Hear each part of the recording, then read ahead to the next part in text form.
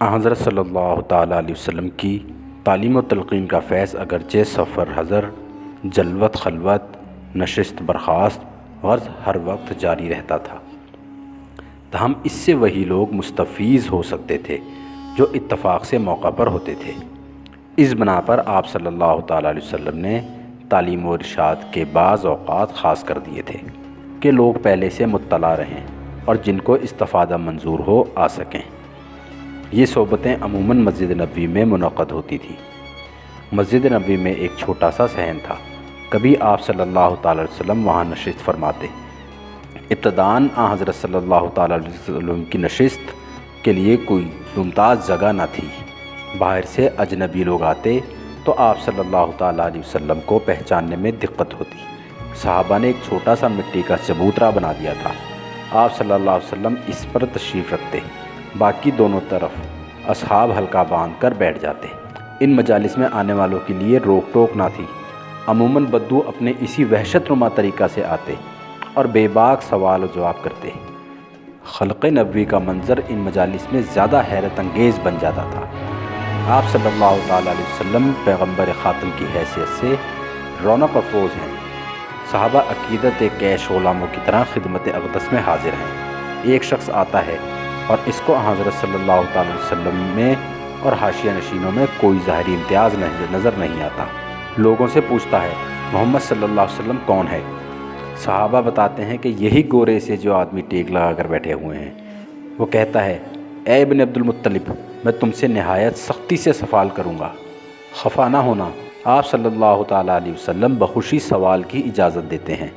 Bye ہمہ سادگی و تواضع یہ مجالس رعب و وقار اور آداب نبوت کے اثرت سے لبریز ہوتی تھی۔ حضرت صلی اللہ تعالیٰ علیہ وسلم کی تعلیمات و تلقینات کا دائرہ اخلاق مذہب اور تزکیہ نفوس تک محدود تھا۔ اس کے علاوہ اور سب باتیں منصب نبوت سے خارج تھیں، لیکن بعض لوگ نہایت معمولی اور خفیف باتیں پوچھتے تھے، مثلاً یا رسول اللہ صلی اللہ علیہ وسلم میرے باپ کا نام کیا ہے، میرا اونٹ کھو گیا ہے وہ کہاں ہے۔ آپ اس قسم کے سوالات کو ناپسند فرماتے تھے۔ ایک بار اسی قسم کے لغو سوالات کیے گئے، آپ صلی اللہ علیہ وسلم نے برہم ہو کر فرمایا جو پوچھنا ہو پوچھو، میں سب کا جواب دوں گا۔ حضرت عمر رضی اللہ تعالیٰ عنہ نے آپ صلی اللہ علیہ وسلم کے چہرہ کا رنگ دیکھا تو نہایت الحاح کے ساتھ کہا رضیت لک۔ کوئی شخص کھڑے کھڑے سوال نہیں کرتا تھا۔ ایک شخص نے اس طرح سوال کیا تو آپ نے اس کی طرف تعجب سے دیکھا۔ اسی طرح یہ بھی معمول تھا کہ جب ایک مسئلہ طے ہو جاتا تو دوسرا مسئلہ پیش کیا جاتا۔ بعض اوقات آپ صلی اللہ علیہ وسلم گفتگو کر رہے ہوتے تو کوئی صحرا نشیں بدو جو آداب مجلس سے ناواقف ہوتا دفتن آ جاتا اور عین سلسلہ تقریر میں کوئی بات پوچھ بیٹھتا۔ آپ صلی اللہ علیہ وسلم تقریر کا سلسلہ قائم رکھتے اور فارغ ہو کر اس کی طرف متوجہ ہوتے اور جواب دیتے۔ ایک دفعہ آپ تقریر فرما رہے تھے، ایک بدو آیا اور آنے کے ساتھ اس نے پوچھا کہ قیامت کب آئے گی؟ آپ صلی اللہ علیہ وسلم تقریر کرتے رہے۔ حاضرین سمجھے کہ آپ صلی اللہ علیہ وسلم نے نہیں سنا۔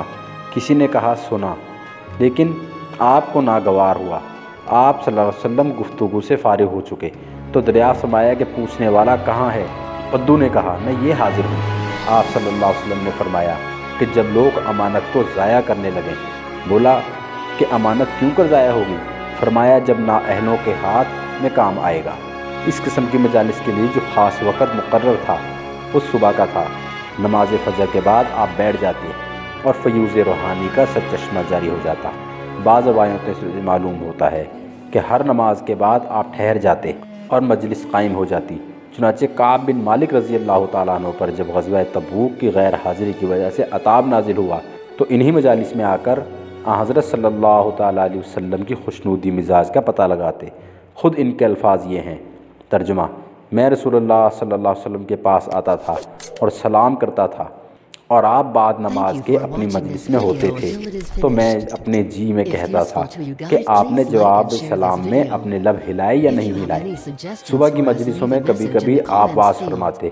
ترمذی میں اور ابو داؤد میں ارباز بن ساریہ سے روایت ہے، ترجمہ: رسول اللہ صلی اللہ علیہ وسلم نے ایک دن صبح کی نماز کے بعد ایک یہ بلیغ واز کیا جس سے آنکھیں اشک ریز ہو گئیں اور دل کانپ اٹھے۔ نماز کے بعد جو مجلس منعقد ہوتی تھی اس میں واعظ و نصیحت اور اس قسم کی جزائی باتوں پر گفتگو ہوتی تھی، لیکن ان اوقات کے علاوہ آپ صلی اللہ علیہ وسلم خاص طور پر حقائق و معارف کے اظہار کے لیے مجالس منعقد فرماتے تھے۔ یہی مجالس ہیں جن کی نسبت احادیث میں یہ الفاظ آئے ہیں۔ حضرت صلی اللہ علیہ وسلم ایک دن عام طور پر لوگوں کے لیے باہر نکلے تھے۔ چونکہ افادہ عام ہوتا تھا، اس لیے آپ صلی اللہ علیہ وسلم چاہتے تھے کہ کوئی شخص فیض سے محروم نہ رہنے پائے۔ اس بنا پر جو لوگ ان مجالس میں آ کر واپس چلے جاتے، ان پر آپ صلی اللہ علیہ وسلم نہایت ناراض ہوتے۔ ایک مرتبہ حضور صلی اللہ علیہ وسلم صحابہ کے ساتھ مسجد میں بیٹھے ہوئے تھے۔ 3 شخص آئے۔ ایک صاحب نے حلقہ میں تھوڑی سی جگہ خالی پائی، وہیں بیٹھ گئے۔ دوسرے صاحب کو درمیان میں موقع نہیں ملا، اس لیے سب کے پیچھے بیٹھ گئے، لیکن تیسرے صاحب واپس چلے گئے۔ حضرت صلی اللہ علیہ وسلم جب فارغ ہوئے تو فرمایا کہ ان میں سے ایک نے خدا کی طرف پناہ لی، خدا نے بھی اس کو پناہ دی۔ ایک نے حیا کی، خدا نے بھی اس سے شر فرمایا۔ ایک نے خدا سے منہ پھیرا، خدا نے بھی اس سے منہ پھیر لیا۔ پند و نصائح کے کتنے ہی مؤثر طریقہ سے بیان کیے جائیں، لیکن ہمیشہ سنتے سنتے آدمی اکتا جاتا ہے اور نصائح بے اثر ہو جاتے ہیں۔ اس بنا پر حضرت صلی اللہ علیہ وسلم وعظ و نصائح کی مجالس ناغہ دے کر منعقد فرماتے تھے۔ بخاری میں ابن مسعود رضی اللہ تعالیٰ عنہ سے روایت ہے۔ ترجمہ: حضرت صلی اللہ علیہ وسلم ہم لوگوں کو ناغہ دے کر نصیحت فرماتے تھے کہ ہم لوگ اکتا نہ جائیں۔ ان مجالس کا فیض زیادہ تر مردوں کے لیے محدود تھا اور عورتوں کو موقع کم ملتا تھا۔ اس بنا پر عورتوں نے درخواست کی کہ ہمارے لیے خاص دن مقرر فرمایا جائے۔ حضرت صلی اللہ تعالیٰ علیہ وسلم نے یہ درخواست منظور کی اور ان کے وعظ و ارشاد کے لیے ایک خاص دن مقرر ہو گیا۔